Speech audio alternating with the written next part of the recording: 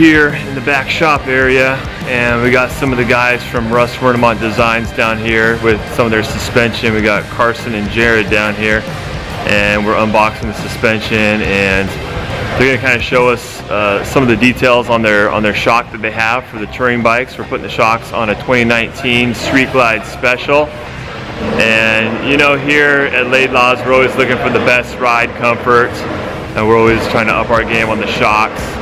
I'm a tall guy, and so having the low seat heights and the stock shocks really deliver a low seat height, which isn't really necessary for all people. And for a lot of guys, they want the most comfort possible. And so we've heard a lot of really good things about these shocks. And you know, Russ Wernimont, he puts out a really good product. He's known for his racing suspension and Baja stuff. So yeah, we're gonna check out their shock right now, and Carson's gonna kind of give us the details on this shock a little bit. What we got going here with these shocks is we've got a high and low speed compression adjuster. The low speed compression adjuster is this black knob here, and that's what you're gonna adjust 99.9% of the time when you're riding your bike. The high speed, we designed that for like racers and flat track guys, which use this exact shock on their bikes as well. But you're never gonna adjust that down the street. It's got detents that you can feel the clicks. It's got 15 clicks total. So you got a super wide range of adjustment. You can make the shock do whatever you want, from hardtail to complete grandma's Cadillac, riding down the road, going to the grocery store. So yeah, and then Eibach makes our springs. It's super high quality race spring. It shows you how to set your sag in the instructions. We run a little more sag than most people because of our features of the internal bypass. And what that means is that it's got a bump zone in the top of the shock. So where you're riding where your piston's riding, once the shock sags a little bit, is a lot softer zone than the top of the shock actually. And what that does is when you're riding down the road, you can let the shock be nice and soft. But when you do hit a big bump and the piston goes towards the top of the can, it gets a lot stiffer and has an anti-bottoming device. And one of the cooler features is that actually works on the rebound side as well.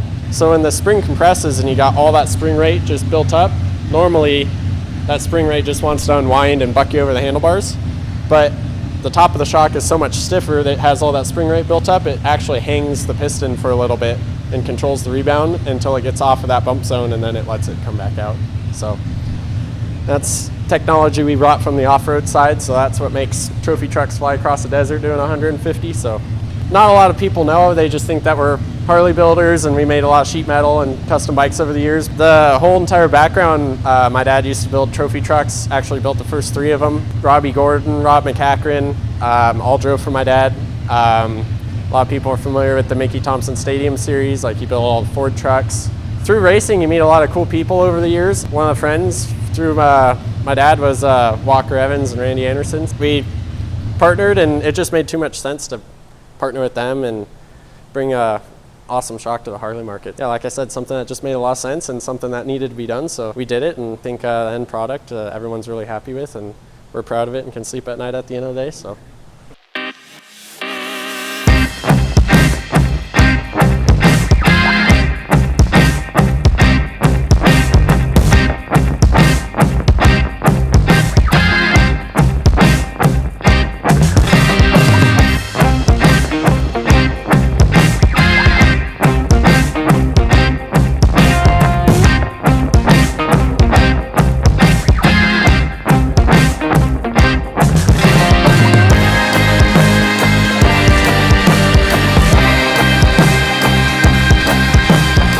So you got a little bracket there that kind of changes the position of the shock a little bit to make everything fit. Right. So we got spherical bearings on the end, so the shock can actually rotate.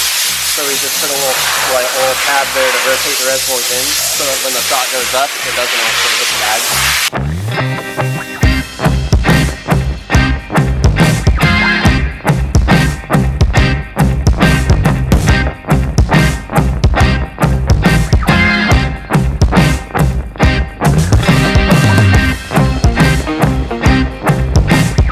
Talk us through like how to set like the compression, preload, all that stuff. Yeah, so when you get your shock, the spring will be already preset for whatever shock you bought as far as standard or HD package. So if you're kind of in the riding window of around 170 to 200, 210, 220, I would just hop on the bike and ride it as is. On the standard one? On the standard one? Correct. Okay. And we set our clickers to where factory setting is as well. So all of our shocks should be very, very close when you get them. And how you'd actually set the sag is you take a tape measure, measure your spring from top of the spring to the bottom of the spring with no rider on the bike, and then have someone sit on the bike so it makes the shock compress a little bit, and then measure the spring again, and the spring should compress anywhere from a 1/2 inch to 3/4 of an inch, and that's our tuning window. I would err on a little more sag than less. Just the more sag will give you a better ride down the road and a better feel. And then our compression adjusters, the red knob is our high-speed adjuster. That's for all the flat track and racing guys. I would not touch that clicker for riding down the road. This black knob here is your low-speed compression adjuster, and that's what you're going to feel when you're actually riding the bike down the street and you're hitting potholes and bumps and everything. We have it set all the way in the soft position. That's where we run the baggers at. If you ride your bike and you think that it's a little too soft and too squishy, you just take this red knob and turn it to the right to stiffen it up, and you could feel the detents and just start closing off the low speed compression. And if you go too far, just turn it back to the left and soften it up. And just find the tuning window for what you like and your riding abilities. If you ride to work every day, you're going to want it really soft. If you carve through the canyons like your Ricky Racer, you might want it a couple clicks stiffer. So it's got the abilities to do whatever you want. How much do you weigh? I'm about 210, 215.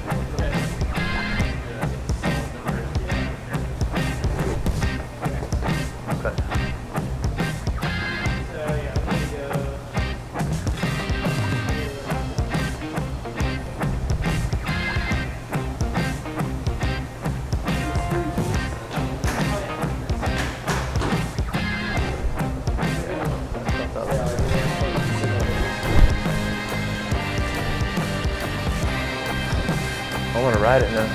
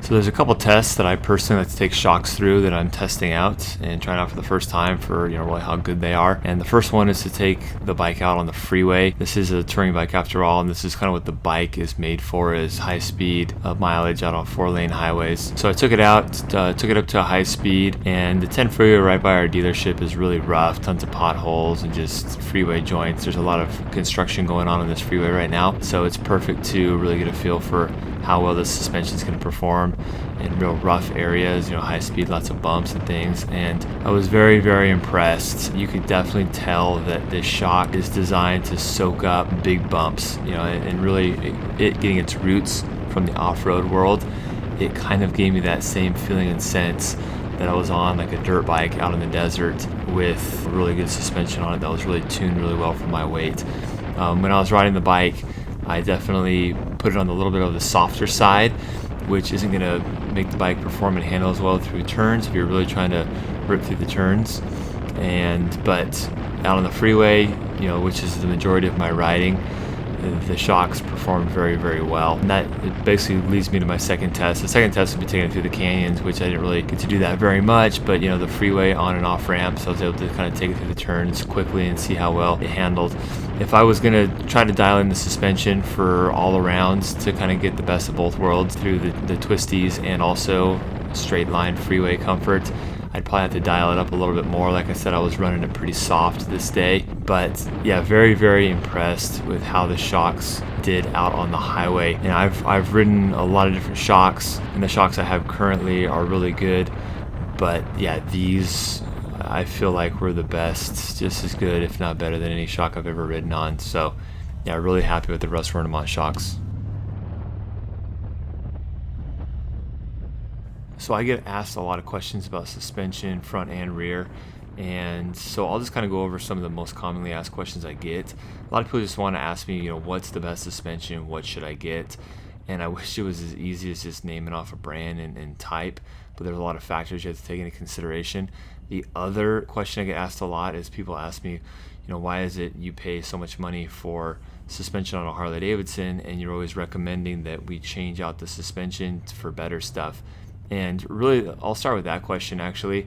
The suspension on a Harley-Davidson stock, like Street Glide Special we'll take for example, is not bad stuff. It's actually really good. It's actually come a long way.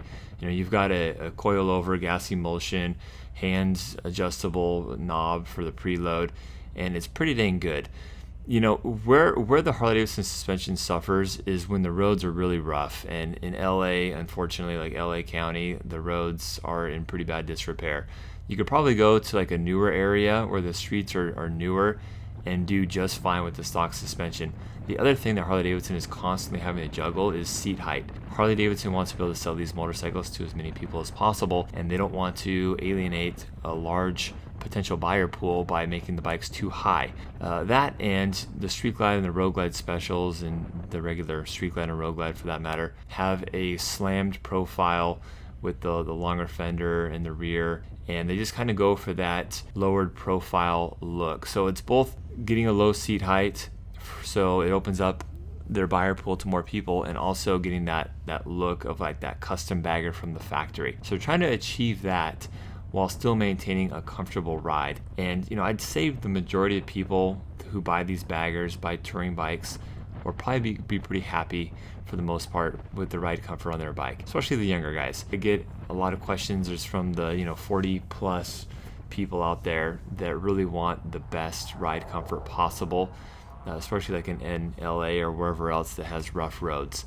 My recommendation is if you fit that category of people who have ridden the stock suspension and you want new or better suspension that's going to be more of a plush ride, then yes, consider upgrading the shocks. And if you're tall enough, you have the inseam to spare, if you're 5'11", 5'10", 5'11 plus, then by all means go to a 13-inch shock and get a taller shock. For people that don't want to break the bank and want to get a significantly better ride comfort by just changing the rear shocks and not messing with the front forks, then I would say get these Russ Wernimonts all day long. You'll be really happy with it. You are going to raise your seat height a little bit, but that's giving you more available travel in the suspension, which there's really no replacement for travel in the suspension.